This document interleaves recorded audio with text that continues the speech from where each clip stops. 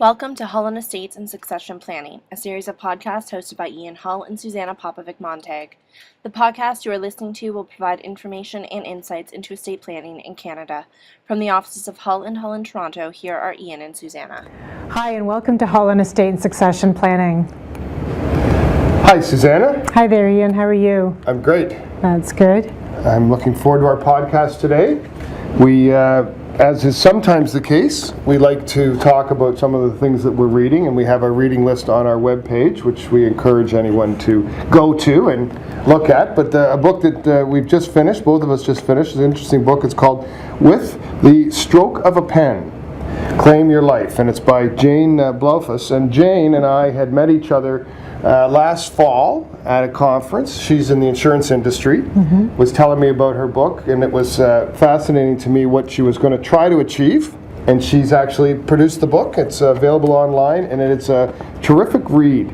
And why it's a terrific read is because, from my perspective anyway, it really does touch on the day-to-day issues that we deal with but aren't necessarily articulated in as well anyway in written form.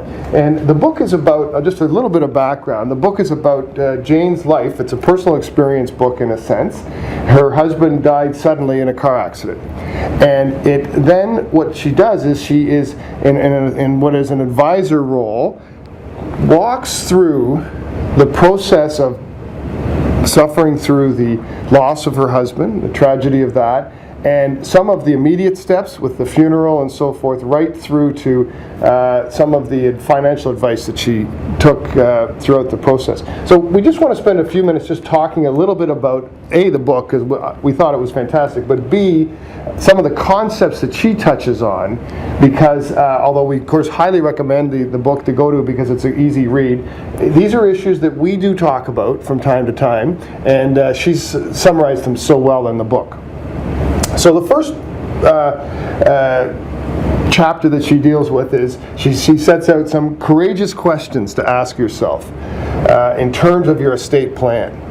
And it's really quite remarkable that Jane would do this, to sort of write a book about her own personal experience. I mean, it's hard enough having to cope with these kinds of courageous situations, but then actually taking it the next step and helping others to get through it, I think, is quite remarkable. So I really, truly commend her on that. And the courageous questions that she's kind of focusing on or suggesting that people should think about are what kinds of questions, Ian?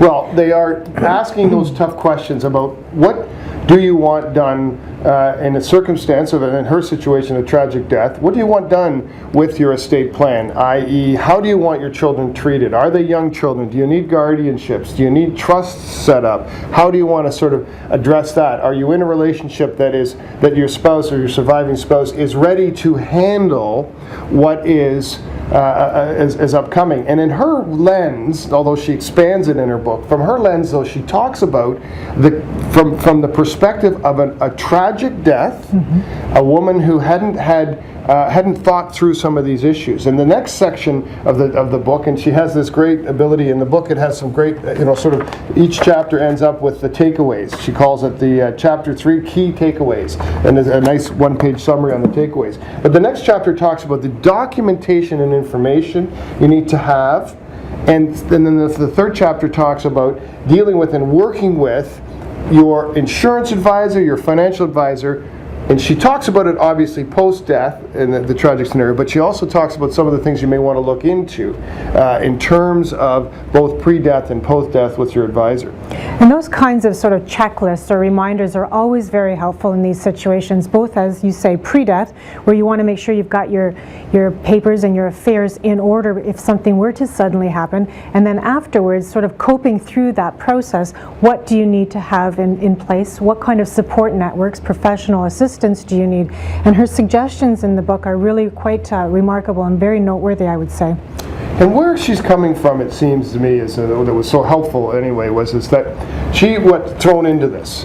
And so she's giving advice on how to deal with your financial advisor, how to deal with your lawyers, how to deal with your accountants, giving you a little bit of prelude to what you can expect, so that hopefully none of us have to suffer through an accident or a catastrophic event like she did, but all of us are going to be indirectly or directly affected by a death by someone we love or someone who's close. And as you say, given her financial services background, she's got a very unique insight into how to deal with these kinds of individuals, which I think adds a very interesting flair to the way that she's suggesting that people think about these issues.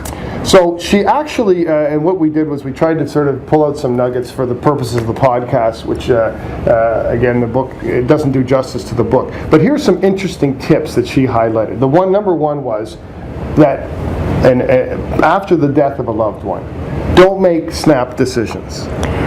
And that's a really good one because, you know, you're normally in these kinds of terrible situations, it's just a reactionary kind of environment. You're coping, you're just trying to get to the next step. And sometimes that'll require some kind of decision being made on the fly, a decision that you wouldn't have otherwise made if you had really had the opportunity and you had the wherewithal to do that differently. Another little nuggets, and these are just some nuggets.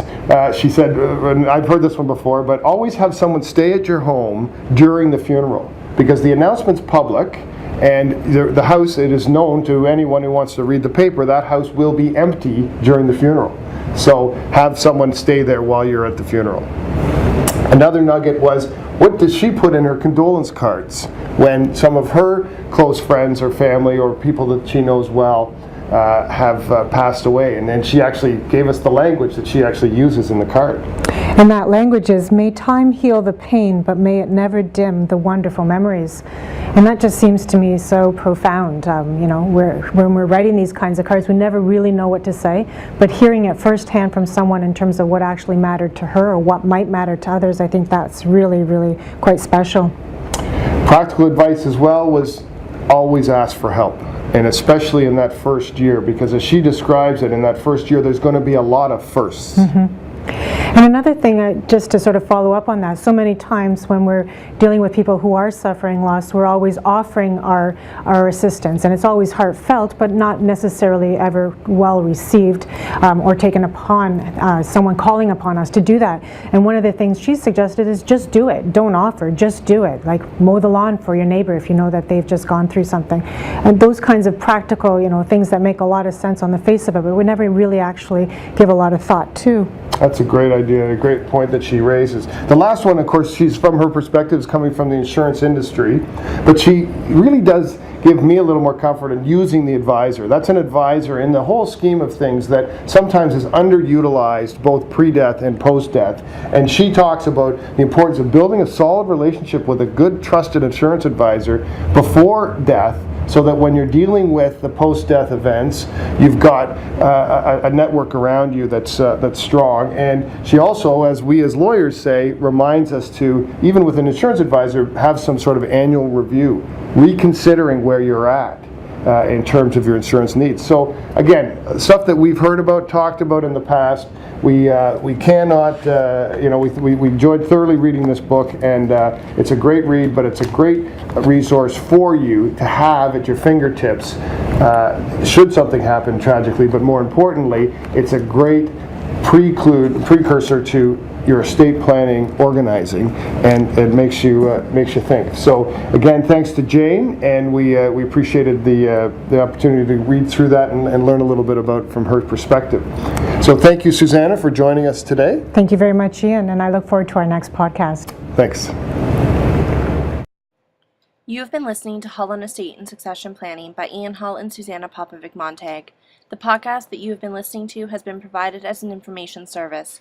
It is a summary of current issues in estates and estate planning. It is not legal advice, and you're reminded to always speak with a legal professional regarding your specific circumstance. To listen to other Hull and Hall podcasts or leave any questions or comments, please visit our website at hullestatemediation.com.